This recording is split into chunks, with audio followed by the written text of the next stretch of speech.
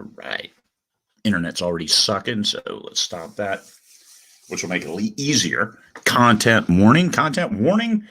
Please don't listen to this if you are sensitive at all in any way about anything ever. Let's talk about sexual innuendo, especially as you put it in your books. This is what we're really talking about, not in your everyday speech. I hope you don't talk like this in everyday speech like I do, because that would be a little bit uncomfortable and embarrassing, probably. Or you couldn't be allowed out in social environments because, you've lost all of that. You're feral now, thanks to a 1.5 year lockdown. But anyway, how do you add spice to fun night in your writing? How do you talk about the rod and tackle, and what genres are appropriate for throwing in some sexual innuendo? In my space opera, in my military sci-fi, absolutely throw that in there all over the place. Pepper it lightly. In my young adult, don't do it at all. I don't talk about the dangling dino, doom, twig and berries, the one-eyed trouser, trout, Herbie, one-eye, the Richard, the Ricardo, the Peter, the love lily, the love missile, the blue origin, that missile that didn't even go to space but said they did. The piledriver, boner, chubby, Papa Stiffy. How about the love bludgeon? Are you going to put that in your YA? No, not your young adult. I don't. I know some people do, but I don't throw in any sexual innuendo in the YA. But thriller, I've got a thriller that is actually clean. I don't put any swearing in there. So that one, I throw in a little bit of innuendo to create the situations, but I don't go overboard with it. Not like military sci-fi. That's actually, that's a staple, just like swearing. How do you talk about doing it, about getting some? Take the skin boat to Tuna Town. Okay, that's old, staid. Get some private time. How about the adult entertainment?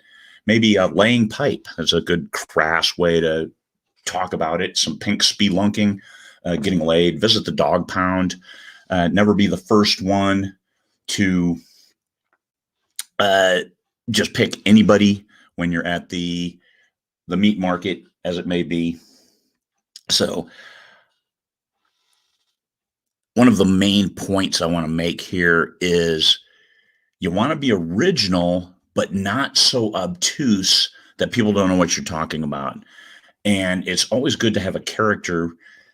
If you have a lot of characters, it's always good to have one who is just really straightforward, because they serve as your Rosetta Stone to translate when you're talking about some spelunking, what you might mean, because the other one's like, oh, getting laid. Yeah.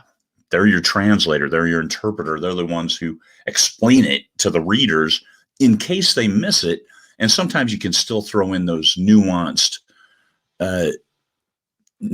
phrases and words that you just made up. You came out of the blue, like pink spelunking. Where the hell did that come from? I just made it up.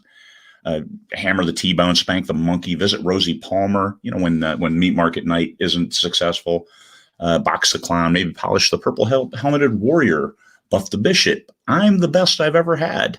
Always a good pickup line. Not really, but in case you've got those characters who are going around and doing stuff, how do they talk about it? Because it's always there. It's always in the background. It's just part of modern society in that it's there, and it's a driving force in some people's lives. So you want those characters. Reality says somebody's going to talk about this. Reality says people are going to just go to the bathroom on occasion. Like, hey, give me 5 minutes and then I'll meet you out there. I do that in my books. Let people read in between what that means. It's because in Star Trek, like the Next Generation, they never have bodily functions at all, ever. There's a certain amount of reality that you can suspend, but then because a flux capacitor and reversing polarity, always interesting. But when it comes down to the issues, and even in Star Trek The Next Generation, there was always that sexual tension in the background, and how they talked about it and how they showed it, like wearing the smoking jacket. Riker always with his damn smoking jacket robe thing, you knew, hey, here's the James T. Kirk music coming. Putting it in there and keeping it real without overwhelming a reader or chasing away readers who have a certain level of sensitivity. That's what you're shooting for. Down to one viewer. Cool. This might not be my best 5-minute focus ever. The staid, the tried and the true, or the creative. Sometimes you want standard convention. Other time, innovation will help you stand out. Not the smoking jacket, but hey, we're going to go do some food prep. And you don't go to the kitchen. Those kinds of things, they help keep spice in your books without adding too much spice. Anyway, there we go. Chased away all the listeners today and probably forever. But sexual innuendo, use it sparingly, but use it intelligently in order to keep your readers engaged with the reality of the story without going overboard. All right, there we go. That's my bit on innuendo. You guys have a great day. Peace, fellow humans.